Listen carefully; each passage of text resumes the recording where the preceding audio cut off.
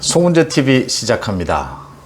한국갤럽의 여론조사 결과 한동훈 법무부 장관이 차기 유력한 대통령 후보로 거론이 됐다. 굉장히 놀라운 일이고요.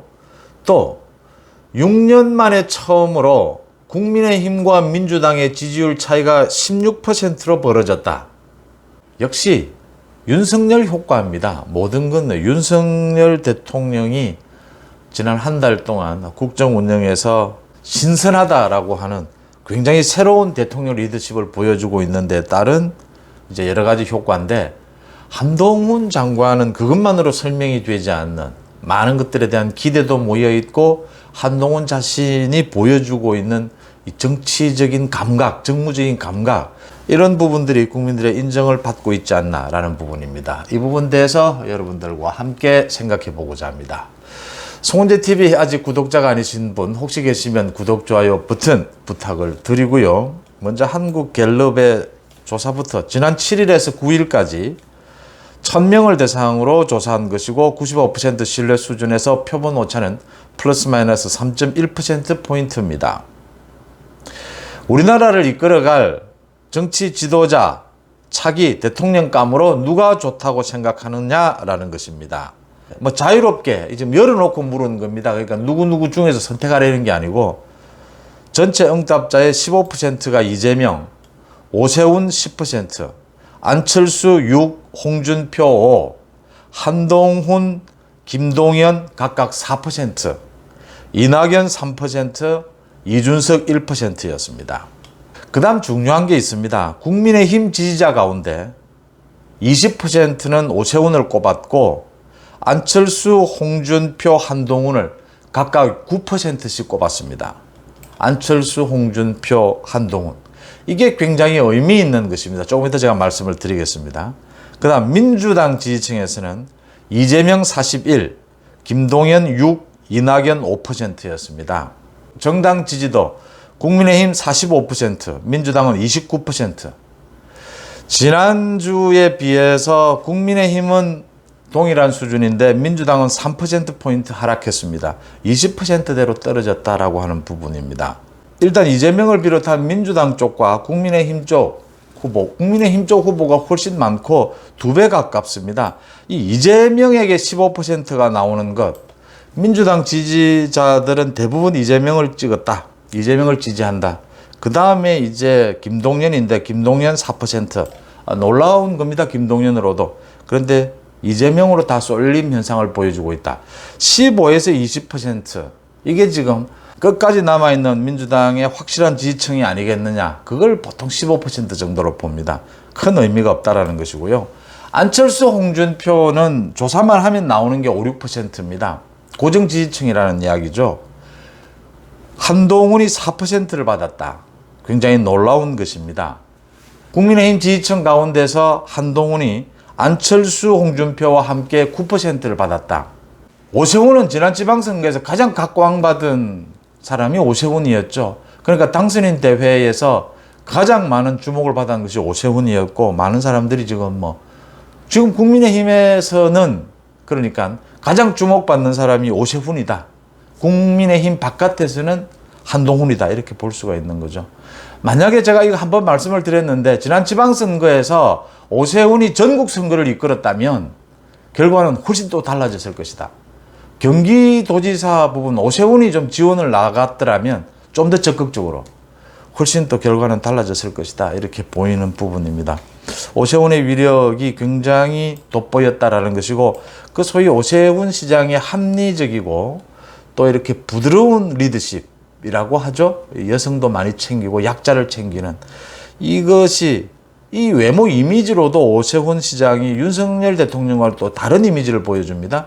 윤석열 대통령은 좀 남성적이고 좀 강하다면 오세훈 시장은 좀 여성적이고 좀 부드러운, 이런 것이 앞으로 상당히 오세훈 시장에게는 정치적 자산이 될 것이다. 이렇게 보이고요. 안철수와 홍준표는 앞으로 오세훈 시장은 서울시정에서 개혁적인 모습을 보여줄 기회가 많이 있습니다. 국민들에게 평가를 받게 될 테고요. 시선을 받게 될 테고, 홍준표는 대구에서 이렇게 이제 고정 지지층에 얹혀 있는 것이고요. 안철수는 당권 도전이 남아있긴 한데 기회가 없다라고 하는 부분입니다.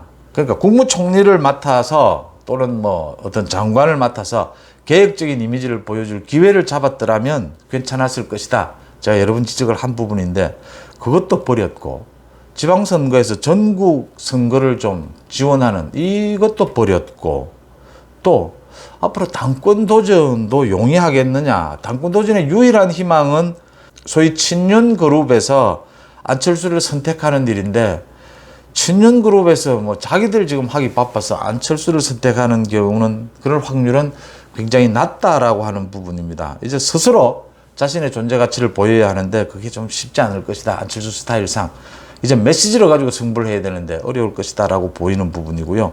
안철수와 홍준표가 이렇게 어려워지니까 한동훈에게 관심이 쏠릴 수밖에 없는 대목입니다. 처음 여론조사에서 4%를 얻었다. 국민의힘 지지층에서는 안철수, 홍준표와 같은 지지를 얻었다. 가장 앞서 있는 오세훈의 절반 가까이 지지를 얻었다. 역시 한동훈에게 쏠려있는 기대, 한동훈이 이미 보여준 정치 감각입니다. 그러니까 오늘 많은 기자들이 질문을 했습니다. 지금 검찰 조직 개편을 발표했지 않습니까? 그러니까 검찰에서 가장 많은 형사부 검사들 모두 자신들이 인지한 사건을 스스로 수사할 수 있도록 다 열어버렸습니다. 특수부 수사 전국 검찰이 다 할 수 있도록 다 열어버렸습니다. 완전히 문재인 대통령이 다 없애놓은, 다 두드려 잡은 추미애와 조국 사태 이후에 검찰을 원래의 모습으로 다 되돌렸습니다. 기자들이 묻죠. 검수완박을 무력화시키는 것이냐.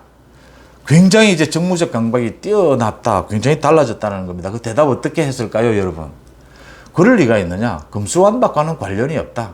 검찰을 원래의 검찰대로 제 기능을 할 수 있도록 회복시킨 것이다. 노련하지 않습니까? 굳이 뭐 검수완박 이야기해서 민주당과 또 민주당에 또 뭐 비난을 받는 필요 없다는 이야기입니다. 검찰을 제 기능만 회복을 시키면 검수완박은 저절로 없어진다라는 것이죠. 어떻게 없어집니까? 예. 두 가지입니다. 굵직한 게, 지금 9월까지 6개 검찰이 갖고 있는 수사 중에서 다 뺏기고 2개만 남기지 않습니까? 2개가 부패와 금융이죠. 권력형 비리 수사 전부 부패와 연결되고 금융과 연결이 됩니다.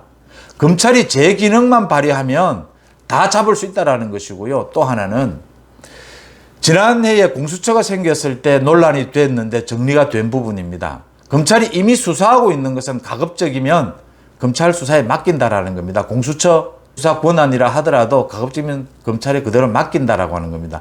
그게 사실은 자연스러운 것이고요. 굳이 하나 덧붙이자면 여기에다가 한동훈 장관이 여러 번 이야기를 했습니다. 검찰을 파견하겠다. 합동수사본부를 만들어서 경찰에 모든 권한을 준다. 그러면 검찰을 경찰에 파견하면 됩니다. 합동수사본부를 만들어서. 아무 문제가 없다라는 것이죠. 결국 시간 싸움이고 3, 4개월 안에 모든 지금 필요한 문재인 정부 이재명에 대한 권력형 비리 수사에 다 착수하겠다. 또는 다 마무리 짓겠다라는 것입니다. 그래서 사실은 적폐 수사는 문재인 정권 때 가장 문제가 됐는데 빠르면 빠를수록 좋습니다. 이게 길어지면 뭐 어느 쪽이 하든 국민들이 상당히 불안해하고 상당히 이걸 짜증을 내게 됩니다. 그래서 가능하면 빠른 시일 내에 해치워야 된다. 정상화시켜야 된다. 이 부분에 대해서 한동훈 장관이 확실한 자신의 소신을 보여주고 있고 확실한 능력을 보여주고 있다는 것이고, 그래서 기대가 모이고 있다고 하는 것입니다. 그러니까 윤석열의 뭐 최측근이다라고 하는데 그냥 측근이 아니고 윤석열 대통령에게 모여있는 그 기대감이라는 것이 국정을 바로잡아 달라는 것이지 않습니까? 일단 문재인 정권에 비틀어진 이 적폐를 바로잡아달라, 청산해달라. 그 대표주자로 그 윤석열 대통령이 직접 나설 수가 없지 않습니까? 대표주자로 한동훈을 내세웠는데 한동훈이 잘하고 있다라고 하는 것이죠. 국민들 앞에 던지는 메시지나 인사청문회에서 보여준 내용이나 기대감이 더 커진다라고 하는 부분이고, 앞으로는 안철수, 홍준표를 훌쩍 뛰어넘는 오세훈과 경쟁을 하는 그런 상황이 되지 않겠느냐 이렇게 보입니다. 오세훈과 한동훈이 가장 주목받는 정치인이다. 지금 뭐 전체적인 지지는 전체 여야를 다 통틀어 놓고 보면 이재명은 이제 민주당 지지층에 갇혀있는 형국이 될 것이다. 당권을 잡았더라도 민주당 지지층에 갇혀있는 형국이 될 것이다. 이 오세훈과 한동훈은 계속 지지가 늘어나는, 열려있는, 가능성이 높아지는 오세훈과 한동훈이 경쟁하게 될 것이다. 그 큰 틀은 국민의힘의 지지율이 50%를 넘어가려고 하고 있고 민주당의 지지율은 20%대로 쪼그라들었다. 역시 윤석열의 힘이죠. 윤석열의 힘이 아니면 설명이 안 되는 부분입니다. 윤석열 대통령의 그 아침 출근길 기자회견을 놓고 뭐 별의별 말이 많는데 뭐 김종인을 비롯해서 저 박지원 뭐 모두 입을 댑니다. 큰 실수를 할 것이다. 뭐 계속 오래 가지 못할 것이다.